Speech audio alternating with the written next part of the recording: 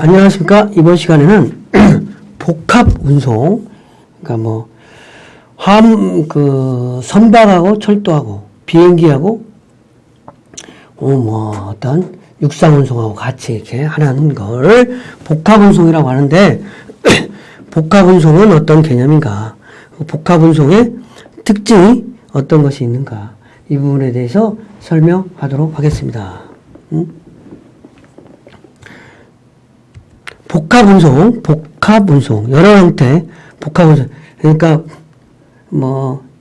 어떤 화물하고, 그러니까, 육상 운송, 트럭, 철도, 그 다음에 해상, 여러 가지 형태로, 복합적으로 운송한다는 거죠. 그리고 복합 운송의 특징은 어떠한 것들이 있는가? 그래서 복합 운송 계약에 의해서 적어도 두 가지 이상의 운송 수단에 의해서 화물 운송소의 수령지와 인도지가 다른 이개국 간의 운송을 말한다. 일단 이 가지 이상의 운송 수단에 의해서 운송물의 수령지와 그러니까 보내는 데하고 보내는데 송화자, 수화자, 화물을 보내는 사람과 받는 사람이 각각 다른 나라, 이개국 간의 운송을 복합 운송 계획에서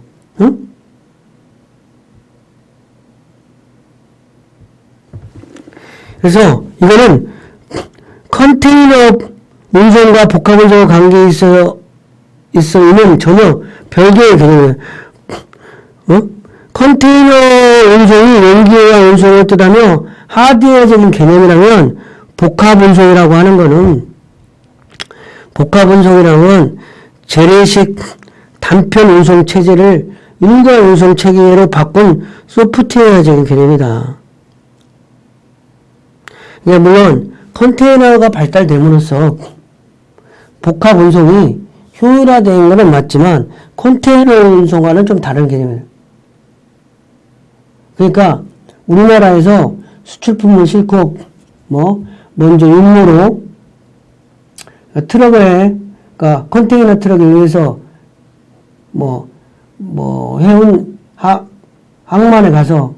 항구에 가서 미국으로 가서 또 미국의 철도로 가서 도착지까지 가는 그런 부분을 할 때 짐을 실었다. 하야겠다. 다시 싣고 막 이렇게 하면 화물의 위험도 되게 높을 뿐만 아니라 비효율적이잖아요. 그런데 컨테이너에 딱 실어가지고 그대로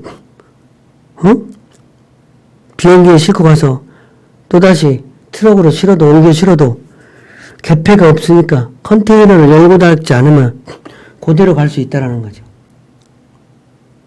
즉 오늘날 컨테이너화에 의한 가장 효과적으로 사용되는 시스템이 복합운송제다.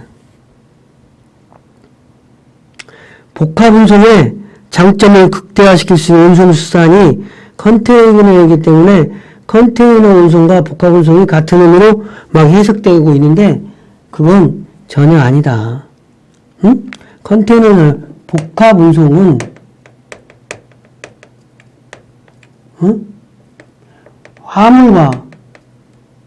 화물 운송과 항공 운송, 그다음에 선박과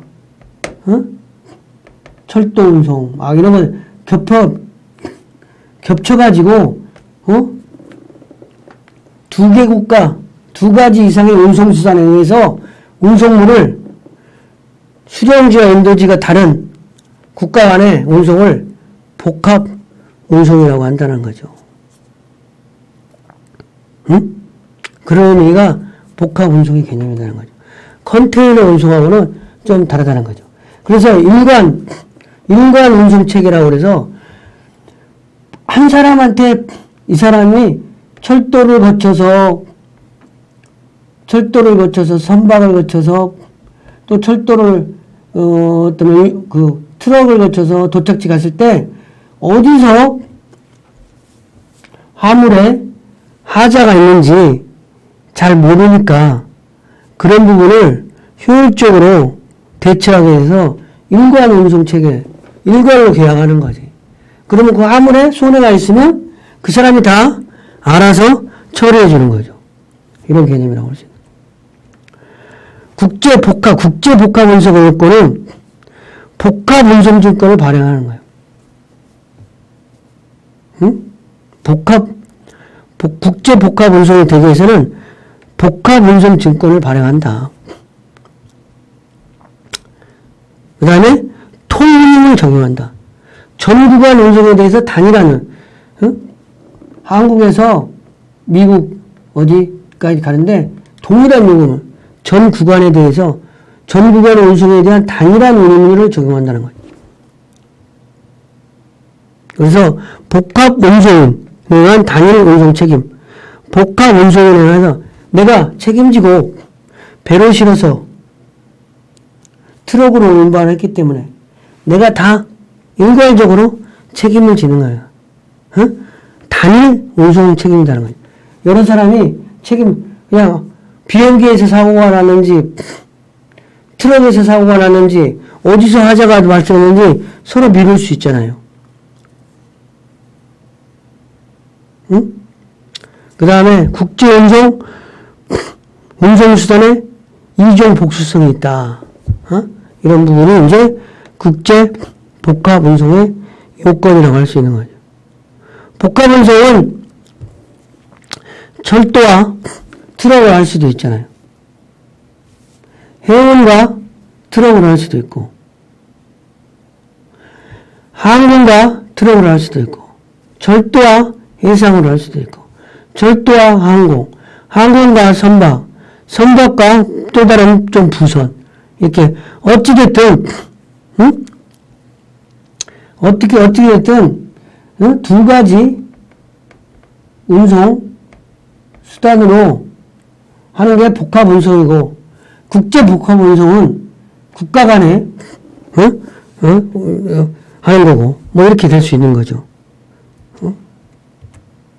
복합운송에 특징이 있다. 복합운송의 특징은 여러 운송수단을 같이 묶어서 혼재해서 운송이 이루어지니까 운송 책임에 단일성이 있다는 거예요. 책임지는 사람이 있어야 되는 거예요. 책임을 여러 사람이 지면 복잡해지는 거예요. 내 책임 아니다. 나는 정확하게 운송했다. 트럭업자는 나는 정확하게 하자 없었다. 철도에서 문제가 있었던 것 같다. 철도업자는 우리는 그냥 청력으로 움직이는데 무슨 문제가 있느냐. 트럭에서 꽝 있는 것 같다. 그래서 복합운송인이 전 운송기관에 걸쳐 화주에 대해서 단일 책임을 부담해요. 그래야 화주도 믿고 맡기는 거죠. 내 물건이 좀 어떤 위험이 있을 때 책임을 물을 수 있는 사람이 있는 거지. 복합운송은 하나의 계약으로 다수의 구간 운송 행위가 결합되어 있으나 복합운송인은 자기의 계산으로 소화인을 상대로 복합운송을 체결한 계약 당사자라는 거죠. 응? 복합운송인이 자기 명의로 계약을 한다는 거지. 그리고 전체 운송을 계획하고 여러 운송구간을 적절히 연결 및 총괄해서 운송이 원활하게 이루어지도록 조정하고 감독할 지위가 있다는 거예요. 자기가 운송할 책임이 있다는 거죠. 그리고 복합운송인에게 책임을 집중시키면서 복합운송의 본래의 기능을 발휘할 수도 있는 거죠. 근데 복합운송인은 복합운송증권을 발행하는 거야. 복합운송이 화물을 의뢰한 사람에 대해서 운송 구간을 나타내는 유가증권으로서 배로하는 선화증권, 복합운송 서류를 발행해주는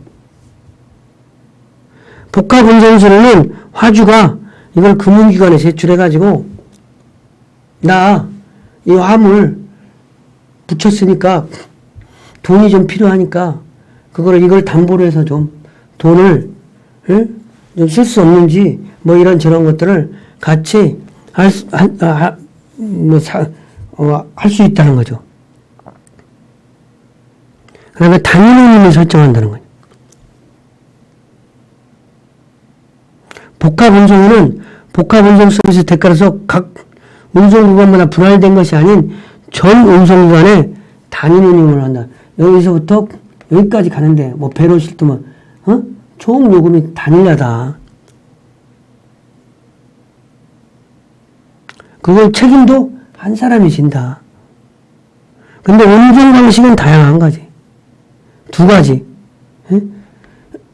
철도와 항공을 하든, 철도와 선박을 하든, 트럭과 항공을 하든, 반드시 이 가지 이상의 서로 다른 운송 방식에 의해서 이행된다.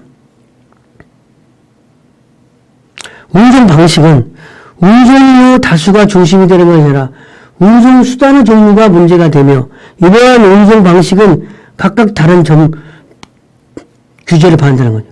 그 다음에 위험부담의 분기점이라는 게 있다. 복합운송에 있어서 위험부담의 분기점은 해상운송에 있어서 선박의 난간이라는 개념과는 달리